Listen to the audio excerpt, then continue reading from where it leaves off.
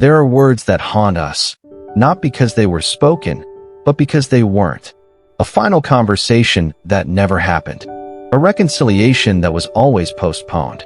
And then, suddenly, they are gone. The opportunity vanishes, leaving behind a hollow ache, a burden of unspoken forgiveness. He died before I could say, "I forgive you." It's a pain without end, forgiving the deceased when there are still unresolved issues in your heart.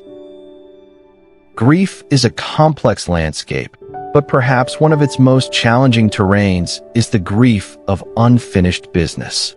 When a loved one passes, and there are words left unsaid, apologies unoffered, or, most profoundly, forgiveness withheld, the pain can become a heavy, suffocating weight. This isn't just about mourning their absence. It's about grappling with the lingering echoes of conflict, misunderstanding, or hurt that now seem impossible to resolve.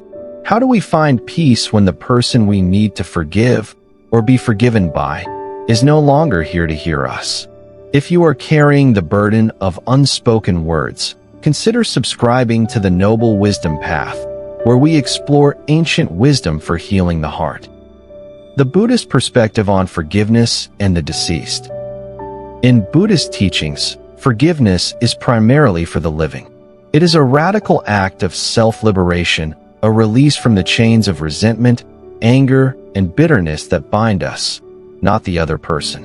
When the person is deceased, the act of forgiveness becomes even more profoundly an internal process. It is not about absolving them of their actions, but about freeing ourselves from the suffering caused by holding onto those actions. Forgiveness as self-liberation, kshama.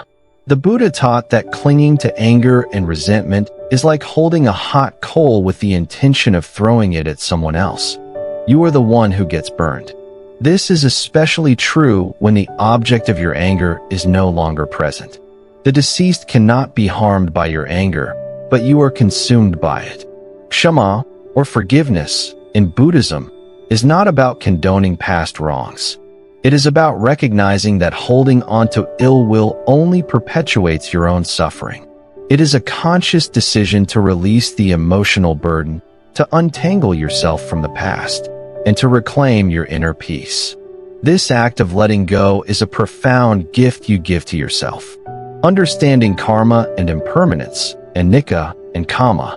A deeper understanding of anicca, impermanence, and kamma, action and consequence, can provide a powerful framework for forgiving the deceased.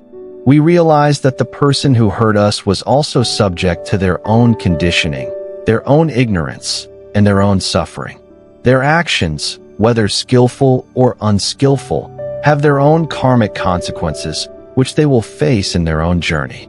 Our anger does not change their karma, but it certainly impacts ours. By understanding that all phenomena, including our relationships and the pain within them, are impermanent and subject to cause and effect, we can begin to detach from the fixed narrative of blame and open ourselves to compassion. The illusion of a fixed self, anatta.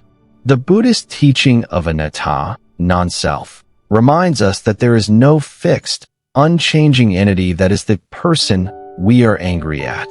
The person who hurt us was a collection of constantly changing physical and mental phenomena. The person who died is no longer that same collection. This understanding can help us release the rigid identification with the past and the fixed image of the person who caused us pain. It allows us to see them and ourselves as part of a continuous, evolving process, making space for release. Practical steps for forgiving the deceased. While the person is no longer physically present, the work of forgiveness is still possible and profoundly healing. Here are some practical steps rooted in Buddhist principles. 1. Acknowledge and validate your pain, mindful awareness. Before you can forgive, you must first acknowledge the pain, anger, or sadness you feel. Don't suppress it or judge yourself for it. Sit with these emotions mindfully, observing them without getting carried away. You might say to yourself, "I am feeling anger right now because of what happened." This is a valid feeling. This act of mindful validation is the first step towards healing. It creates a space for the emotion to be processed rather than festering. 2. Write a letter, unsent. Write a letter to the deceased, expressing everything you wish you could have said. Pour out your anger, your hurt, your confusion, your sadness, and finally, your forgiveness. This letter is not for them to read, but for you to write. It is a powerful cathartic exercise that allows you to articulate and release the unspoken words. Once written, you can choose a symbolic act of release, burning the letter, burying it, or simply putting it away to signify that you are letting go. 3.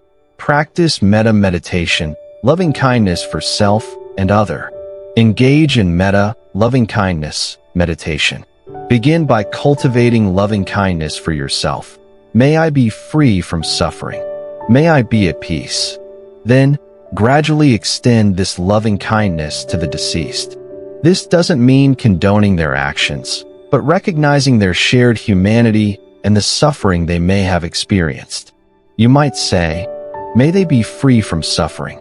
May they find peace. This practice helps to soften the heart and dissolve the rigid boundaries of resentment. 4. Ritual of release, symbolic closure. Create a personal ritual of release. This could be visiting a meaningful place, planting a tree, lighting a candle, or offering a prayer. The purpose of the ritual is to create a symbolic closure, a moment where you consciously choose to let go of the burden and move forward. It acknowledges the past, honors your feelings, and signifies your intention to heal. 5. Seek Sangha, community support. You don't have to go through this alone. Connect with a supportive community, a Sangha, whether it's a grief support group, a spiritual community, or trusted friends and family. Sharing your experience with others who understand can provide immense comfort and validation. Hearing how others have navigated similar pain can offer new perspectives and reinforce that healing is possible. The unfolding of compassion. Forgiving the deceased is not about forgetting, nor is it about excusing. It is about an act of profound self-compassion, a courageous step towards freeing your own heart from the chains of the past. It is the understanding that true peace comes not from external resolution, but from internal liberation. When we release the anger, we create space for compassion to unfold, not just for the other, but most importantly, for ourselves. This is the path to healing, to finding peace even when the final words were left unsaid. What unspoken words are you carrying, and what freedom awaits you when you finally choose to release them? If this exploration has resonated with you, please consider subscribing to the Noble Wisdom Path. Share this video with someone who might benefit from this perspective, and let us know your thoughts in the comments below.